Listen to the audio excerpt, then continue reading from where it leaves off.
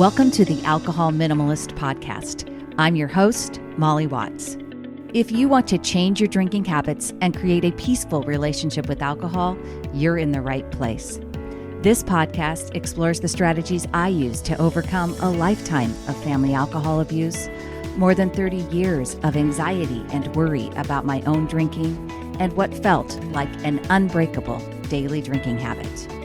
Becoming an alcohol minimalist means removing excess alcohol from your life so it doesn't remove you from life.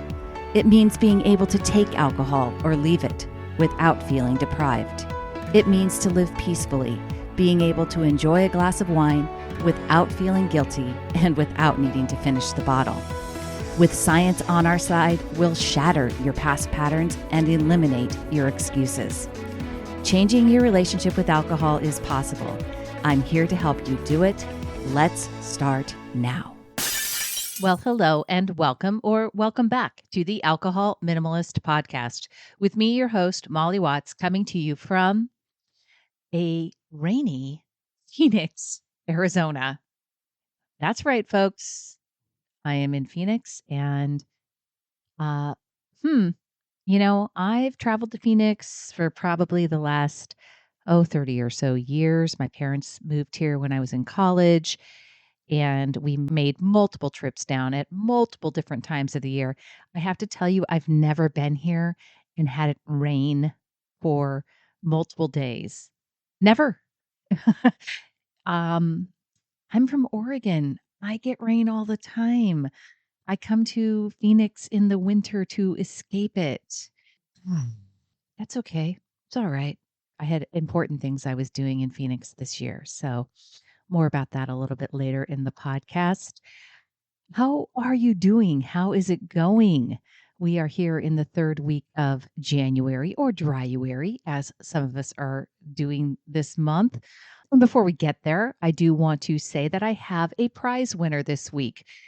If you would like to be entered into my prize drawing, I do a prize drawing every other week for some alcohol minimalist swag, including this year I am giving my Five for Life journals that I created when I was doing Five for Life and the Live Happier Longer podcast, which is the podcast that I did before Alcohol Minimalist. And so when you get your alcohol minimalist swag, you're also going to get a free Five for Life journal. And this prize winner this week left a review of the podcast. You get entered into the drawing for the prizes by either doing a review of the podcast or a review of my book, Breaking the Bottle Legacy: How to Change Your Drinking Habits and Create a Peaceful Relationship with Alcohol. You can leave a review of the podcast on any of the podcast players that you might use, on any of the places that you find the book. This podcast review was left on Apple Podcasts. It was from V Bright, VBRITE, and it says, "This is a great podcast for anyone who wants to be more mindful about their relationship with alcohol. Molly is easy to listen to and has truly helpful tips. I learned something from every episode. I highly recommend this podcast for anyone who drinks regularly." Be bright. Thank you so much, because that is exactly what I am going for. I hope that you learn something from each and every episode. And if you be bright, just email me, molly@mollywatts.com. Let me know you are the prize winner. I will send you out your alcohol minimalist swag and a Five for Life journal. All right, on to this week's episode. I am calling it Challenging Your Thinking to Change Your Drinking Habits. So we're right here in the middle actually of Dryuary. This episode is actually dropping on January 18th. This would have been my dad's 95th birthday today. And that's actually why I was in Arizona. I'm going to talk again a little bit more about that later, but it's a special day for me. It's a special day. It was a special day we were looking forward to celebrating it with him. And gosh, what a life, right? I could only be so lucky to almost reach my 95th birthday. Anyways, let's go talk about Dryuary. For me, I've talked about it on the podcast. that I wanted to approach this month as an opportunity to experience maximum effort. As I record this, we're officially entering the second half of the month, or we're close to it, right? And to date, well, no, we are now when the episode's dropping. I feel a little out of sorts. I got to tell you that. I started off the first week really strong during Dryuary. And in the second week, I let some life obstacles kind of take me off course. Not in terms of alcohol. That's actually been really easy for me, which I'll tell you is both a little surprising and it's really gratifying. This is my third Dryuary. So the first one, 2021, even though I had reduced my drinking significantly in 2020 and I was incorporating multiple alcohol free days every week in my life, I had not taken a 30-day break from drinking since 1999. And as of November 2020, that was the first time that I took a multi-day break, which was 12 days. I've talked about it a few times here on the podcast. That was also the first time I'd done that since 1999. So I really wasn't sure when I embarked on Dryuary 2021 if I was going to be able to make it the whole month. And I was highly focused on that goal, on the goal line, on getting through the 31 days without drinking. And the end of the month, which given all the work I had already been doing and in terms of changing my relationship with alcohol, felt like a doable goal because I had the tools to observe and really see my own thinking. I knew going into the month how I was going to handle any urges to go off plan that came up.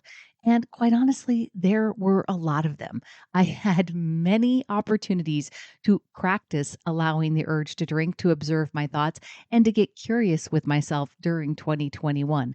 I mean, a lot, like probably daily, definitely on the weekends. This was also before I incorporated one alcohol free weekend per month, which I didn't do until 2022. Now, in 2022, I navigated Dryuary with a lot more ease than I did in 2021. Though, if you've listened to episode number 56, which I will link in the show notes, you'll hear that my Dryuary experience in 2022 was not completely dry. Yes, that's right. I had a glass of wine, which, albeit, is not a huge amount, right? But it was more than I intended to when I started going into Dryuary. And I shared in episode number 56 how I almost wasted that opportunity to manage my thoughts and to become a better thinker, both before I had the glass of wine and after. So during 2021, I had been incorporating one alcohol free weekend per quarter. And in October of 2021, I had done a more sober October, quote unquote. That was my own version, and had 24 alcohol free days in October. So the daily urges and cravings I had felt during Dryuary 2021 weren't really a part of Dryuary 2022. It was simply a lot easier for me, except for this event that I talked about and having that glass of wine during Dryuary, which was very different than I had approached 2021. Hey everyone, just a quick break to talk with you about Sunnyside. Now, you've heard me mention Sunnyside many times before. You've heard me talk with Nick and Ian, the founders of Sunnyside. And I just want to share with you why I am so passionate about this company. They are way more than just a drink tracking app. They are really about helping people create a mindful relationship with alcohol. And they stand for a life that is about having more, not less, right? There are more rested mornings, more days when you're feeling your absolute best, when you have more energy and positivity. Sunnyside is not there to tell you to never go out, to never drink, but they are there to help you enjoy your life and to wake up and be ready to be your shining best.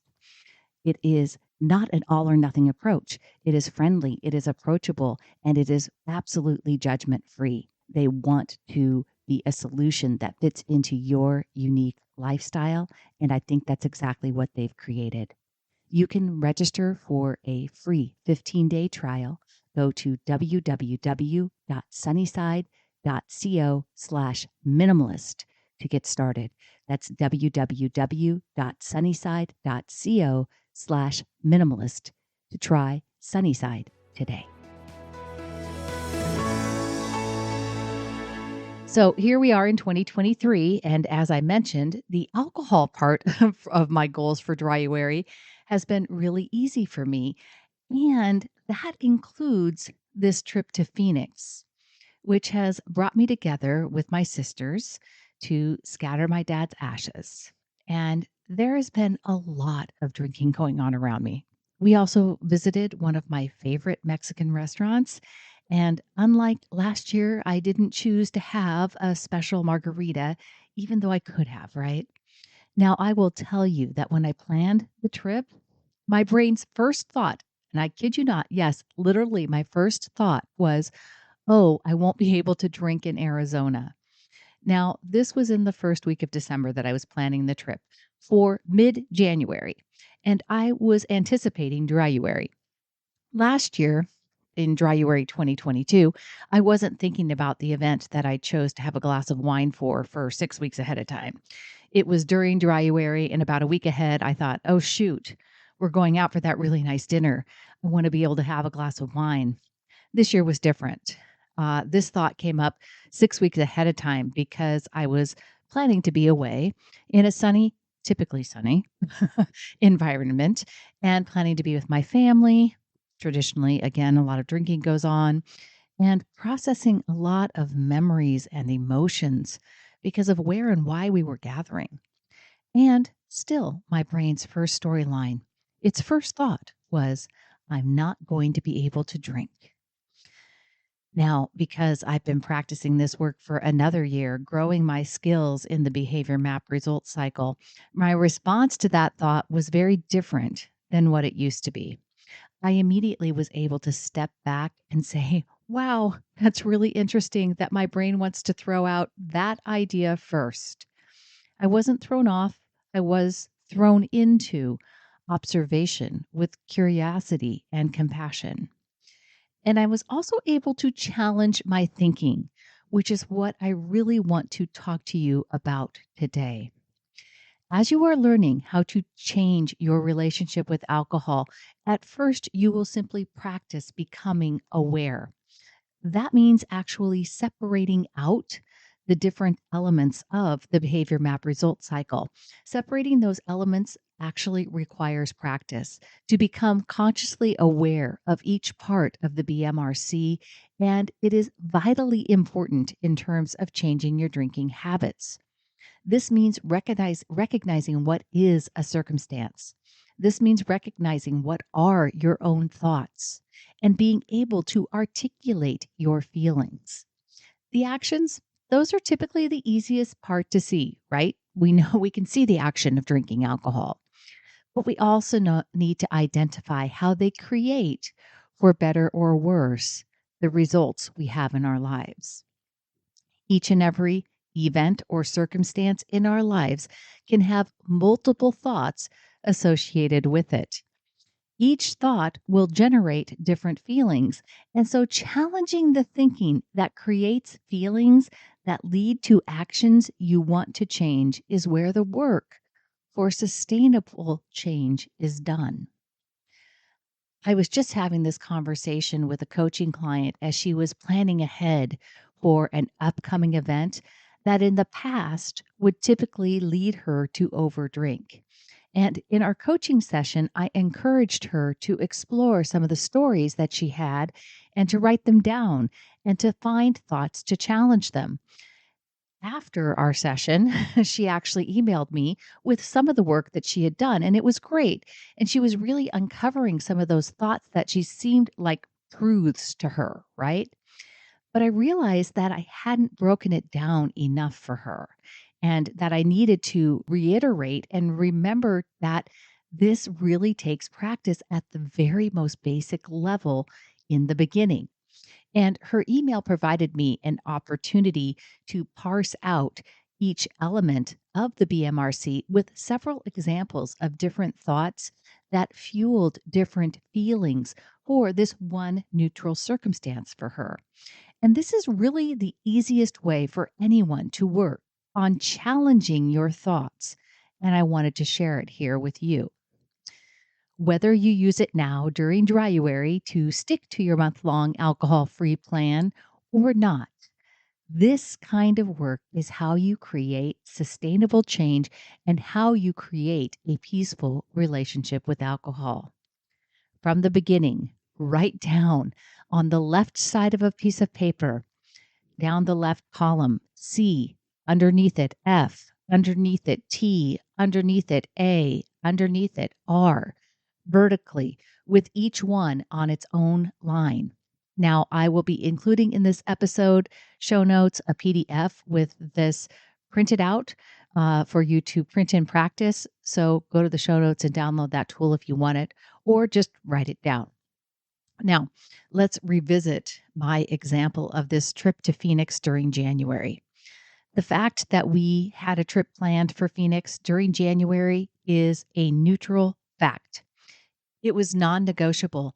And every one of us, if you saw my paid flight itinerary and my Airbnb itinerary, would agree that yes, we were planning a trip from Portland to Phoenix in January.